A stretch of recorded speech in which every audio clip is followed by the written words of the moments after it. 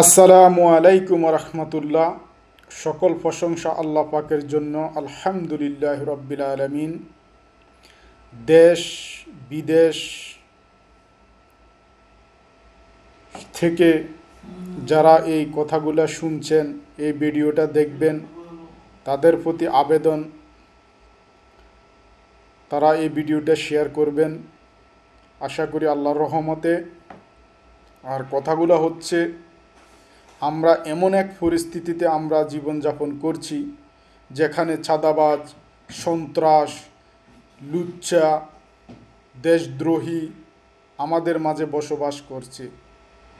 আমরা ফেসিবাদ সরকারের থেকে দেশকে মুক্ত করেছি, এখন আবার চাঁদাবাজ, সন্ত্রাস, খুনি, লুচ্চাদের নিয়েই আবার দেশ পরিচালনার জন্য আমরা চিন্তা করতেছি।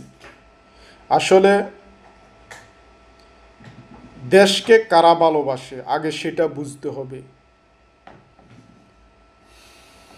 কোনো চাঁদাবাজ, সন্ত্রাস, খুনি, দেশদ্রোহী, লুচ্চা দেশপ্রেমিক হতে পারে না, সঠিক রাজনীতিবিদ হতে পারে না, সঠিক ইসলাম প্রেমিক হতে পারে না।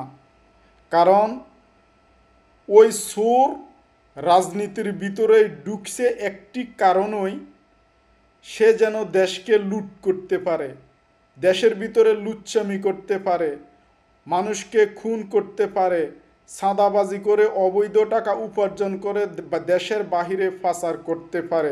তার একটাই উদ্দেশ্য, তার কোনো দেশের প্রতি মহব্বত নাই, তার রাজনীতির প্রতিও মহব্বত নাই, তার খালি একটাই টেন্ডেন্সি, সে কিভাবে লুটপাট করবে। এজন্য সে রাজনীতির ভিতরে মুখোশ পরে ঢুকে গেছে। তাই প্রকৃত ওই ব্যক্তি যে দেশকে ভালোবাসে, দেশের মানুষকে ভালোবাসে, দেশের মানুষকে মূল্যায়ন করে, দেশের অর্থনীতিকে মূল্যায়ন করে দেশকে এগিয়ে নিয়ে যাবে, ওই হলো সঠিক রাজনীতিবিদ।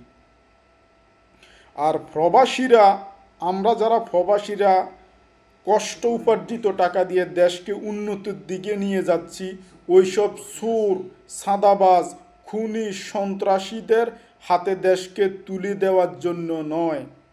আমরা চাই কঠিন প্রতিরোধ, কঠিন প্রতিশোধ। ওই সব চাঁদাবাজ, সন্ত্রাসী, খুনি, লুচ্চাদের জুতা ফিটা করে দেশ থেকে বাহির করে দেওয়া হোক। এটা সকল প্রবাসীদের আশা। বিজয় হবে কোরআনের একদিন, ইনশাআল্লাহ।